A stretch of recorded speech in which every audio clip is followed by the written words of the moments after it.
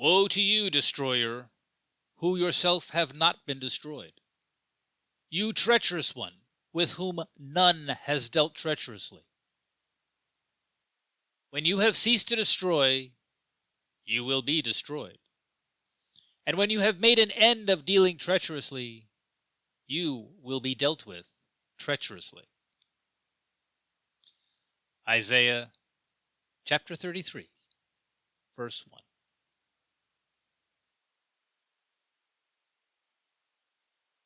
We have all heard the saying, "There is no honor among thieves." Yet why should there be any such honor? How could one thief possibly trust another? A thief, by definition, sees what is not his, desires it, and simply takes it. A thief, by definition, has no regard for anyone but himself, no thought but his own want, his own desire, his own selfish gratification. A thief, by definition, lives entirely in the moment. What he wants now, he takes now. What he will want later, he will take later. Having no thought but his own want, his own desire, his own selfish gratification, he can have few, if any, productive thoughts about either the future or the past. And so he is perpetually focused on the present.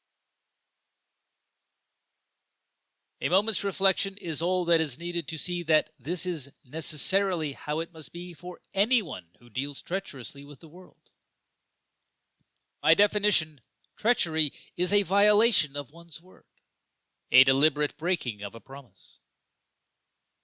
The treacherous man is, by definition, no different from the thief in that he has no regard for anyone but himself, no thought but his own want, his own desire, his own selfish gratification.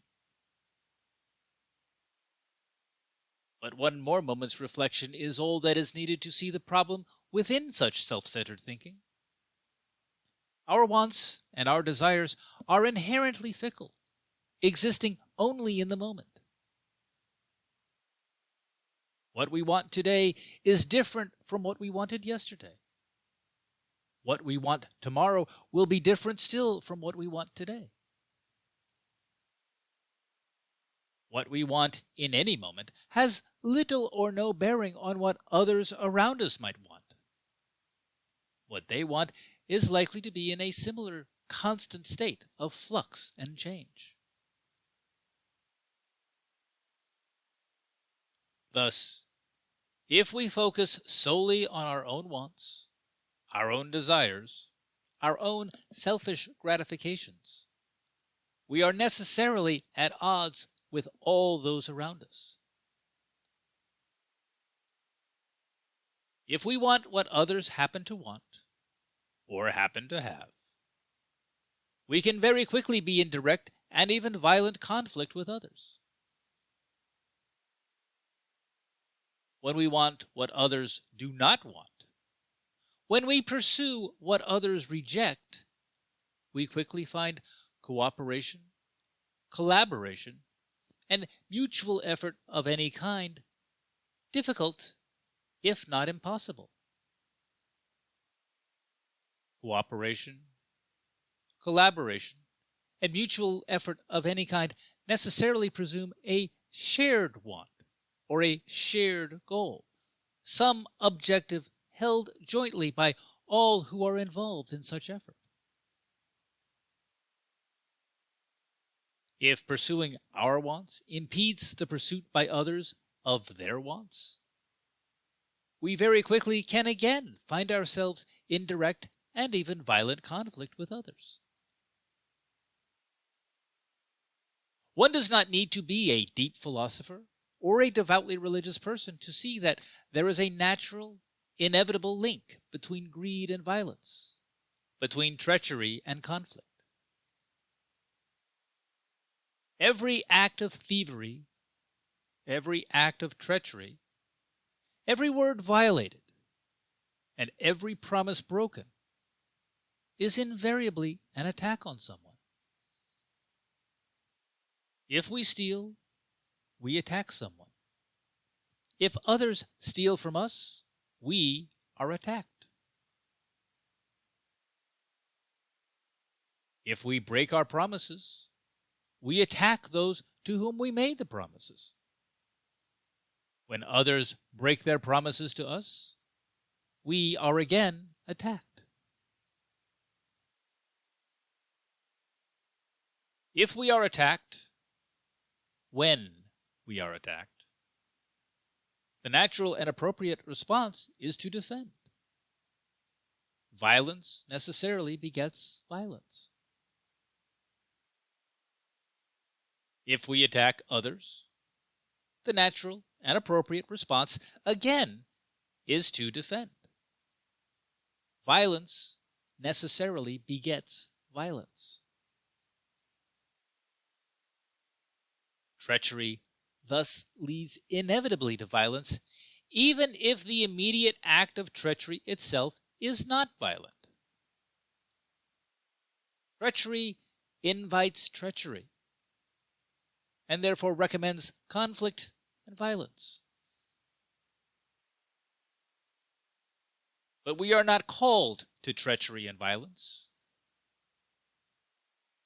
We cannot build healthy and sane communities with treachery and violence. We cannot prosper and grow as human beings with treachery and violence. We certainly cannot reverence and honor God with treachery and violence. There is no doubt that we are called to build healthy and sane communities. There is no doubt we are called to care for one another as we care for ourselves. That is how we may truly prosper and grow. There is no doubt that we are called to reverence and honor God. Therefore, there is no doubt that we are called to put aside treachery, put aside thievery, put aside conflict, and especially put aside violence. We are called to deal with one another honestly, justly, and always with love. We are therefore called to put aside selfish thoughts and greedy desires. We are called to weigh the needs of others as well as our own in choosing our actions. We might be tempted by selfish thoughts and greedy desires. But if we are honest with ourselves, we can see that selfish thoughts and greedy desires are exactly that, selfish and greedy. If we can see that our thoughts are selfish and greedy, we can choose to focus our minds elsewhere, cultivating thoughts which are neither selfish nor greedy. We can focus on better choices, more positive choices, choices which invite neither conflict nor violence into our lives. By so doing, we create the maximum possibility for everyone to avoid conflict and violence, none of which has any hope of ending well for anyone. Should we fail to do this, we create the certainty for everyone of conflict and violence, none of which has any hope of ending well for anyone.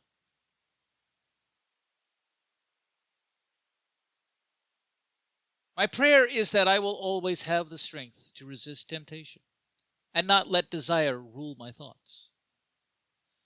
My prayer is that I will rise above the urge to simply gratify my wants of the moment. And so I will deal honestly and fairly with everyone. My prayer is that I will resist any temptation to deal treacherously and greedily with anyone. My prayer for you is that you also will have within you the strength to resist temptation and not let desire rule your thoughts.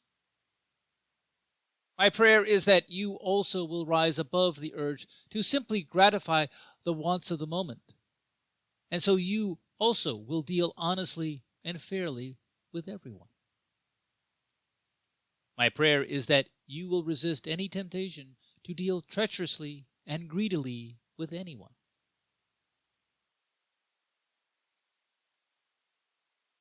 Treachery invites treachery, and so commits the treacherous to a path of conflict and violence. This is the inevitable order of things for the treacherous, and it is a path with zero hope of ever ending well. We do well never to walk that path.